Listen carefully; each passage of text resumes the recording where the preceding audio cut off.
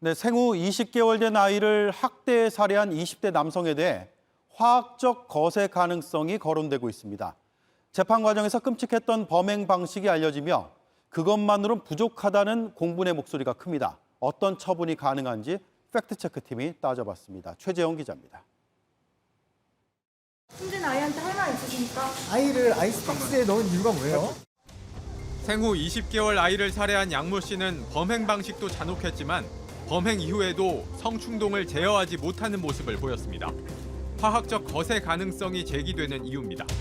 온라인엔 아예 물리적 거세를 해야 한다는 의견이 많습니다. 하지만 현행법상 물리적 거세는 허용되지 않습니다.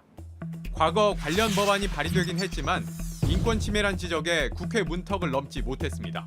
그럼에도 여전히 물리적 거세가 거론되는 건 더 강한 처벌이 필요하다는 목소리가 그만큼 크다는 겁니다.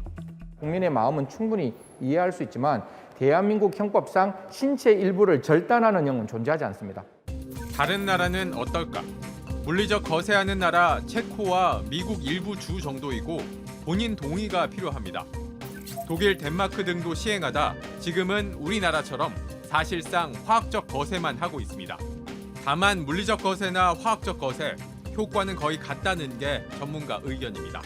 다시는 남성 호르몬을 못 만들게 하는 거냐, 아니면 약을 써서 남성 호르몬이 분비되지 않도록 눌러만 주는 거냐, 이 정도의 차이가 있는 거죠.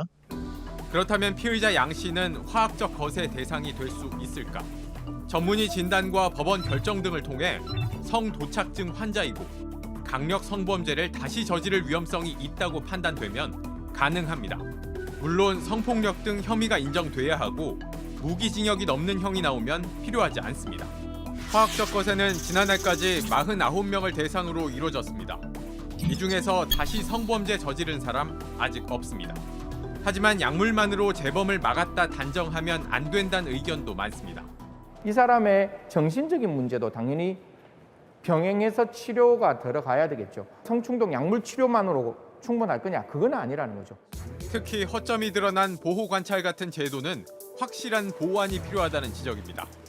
팩트체크였습니다.